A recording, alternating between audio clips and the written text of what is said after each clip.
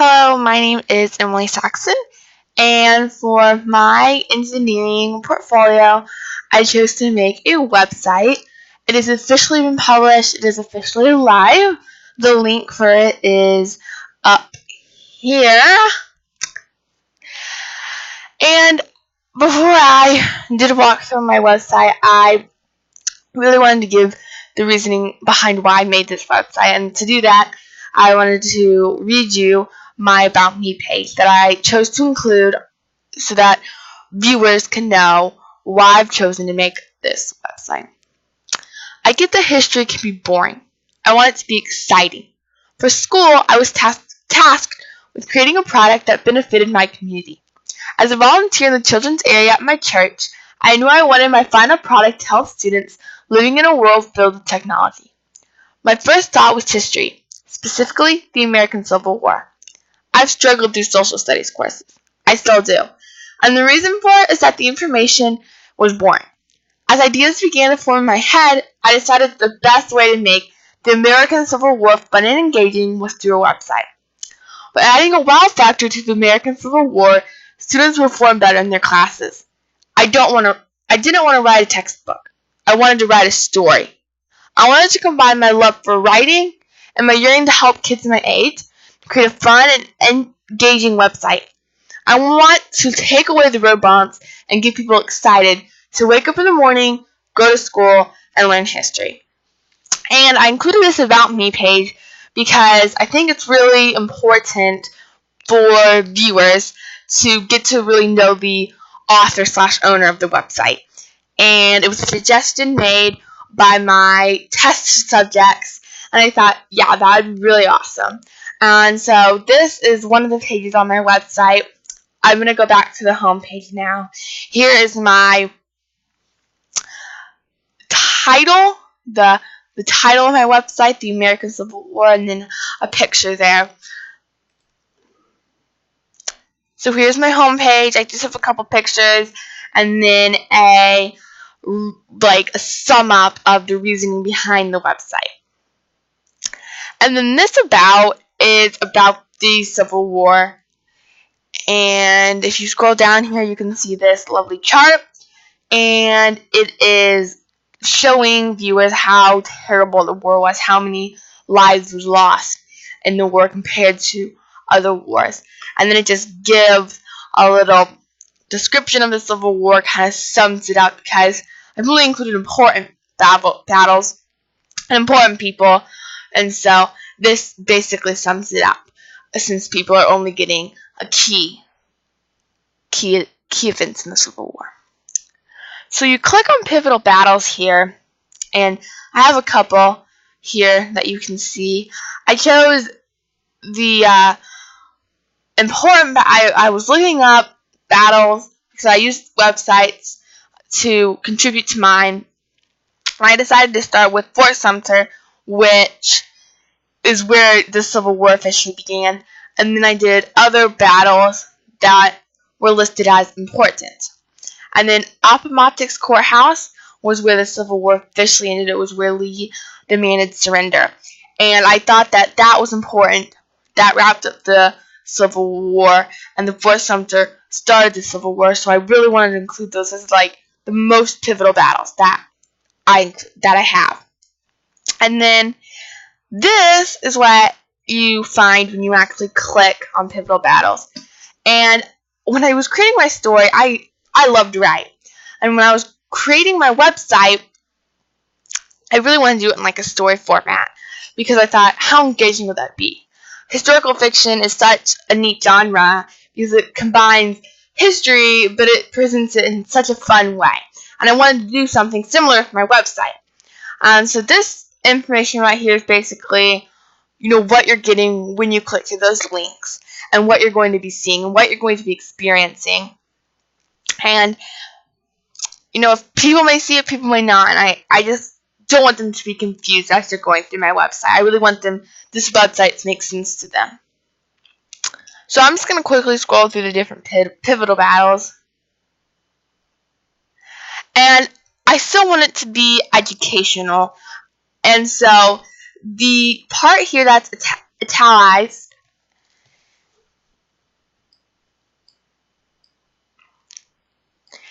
isn't a part of the story per se, but it is the informative section of what was happening. I'll just read this to you. This is from the Fort Sumter section. The year is 1861. You were at Fort Sumter in South Carolina. April brings a cool breeze to stop the sweat from rolling down your cheek. The Confederacy could attack any moment. And then it goes into the story. And this picture here is of Fort Sumter. And I got my pictures off Google Images to add to my website. Pictures, I think, always add something a little bit extra to any website, to any book, to anything really.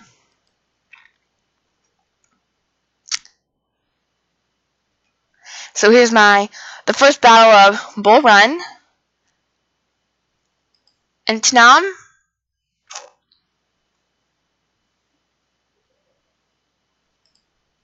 Gettysburg,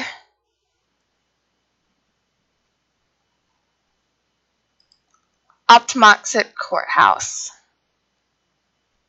And Appomattox Courthouse, I did a little differently because this battle, and I'll show you the picture down here, it wasn't really a battle, it was more the surrender of the Confederacy. And so the Confederacy was the side of the war that ended up surrendering. So I felt like the Confederacy should really be the focus of this page. And if you scroll back up here, you can see that now imagine you were fighting under the Confederacy. So before you were fighting with the Union, and now you're with the Confederacy, because they were really the ones who had to decide, do we surrender or do we not surrender?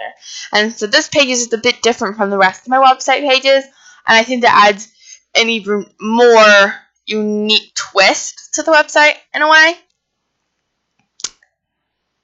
And then also people of the war, because the people were just as important as the battles.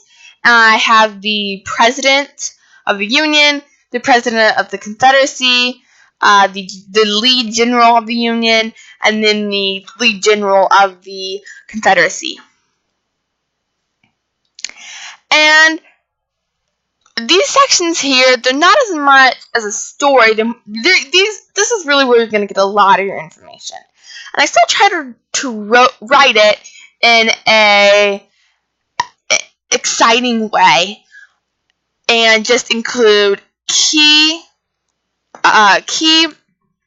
parts of the person's life. I didn't want to just write a book about them, because you could literally write a book about all these people. These people are so important to the war, and so I really hope that this part wasn't too boring. So we have Abraham Lincoln, and I included, the Information Proclamation, and that's just one of the important things he did. And there's a ton more as well.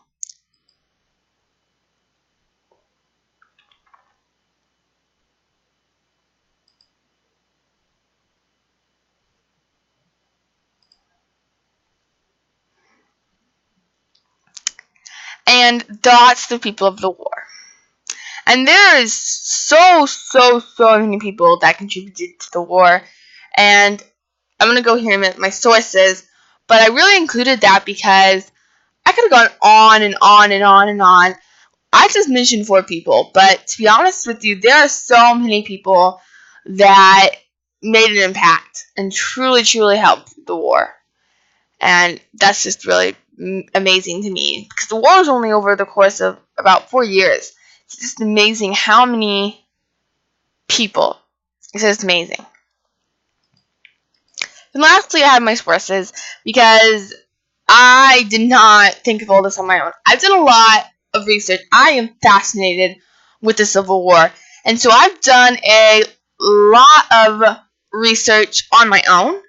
I've read a lot of books, and so these are my websites I used in specific. I had them up as I was typing out my information, getting my ideas, but a lot of it came from prior knowledge, because I have read so many books about the Civil War, and that helped me to make this website the best it can possibly be. And as I was saying, so many people contributed to the Civil War, and so you can see this here and I think it'll even like click on it. Let's see if I can find it. So I think that's really cool that it lets you click on it. But anyway, it lets you just see famous people, and that's pretty cool. And it's fascinating, really. And then all my images I got from Google Images, and I tried to get images that were already on websites, so that I wasn't just basically reinventing the wheel to say. And so I hope I achieved at that. So I'm going to go back to my homepage. So that's my website. And as you can see, I just don't want history to be difficult, because it can be. I know I've definitely struggled in the past. And so I hope that by writing it in more of like a story format, I succeeded at that. And that's my website. Thank you for looking.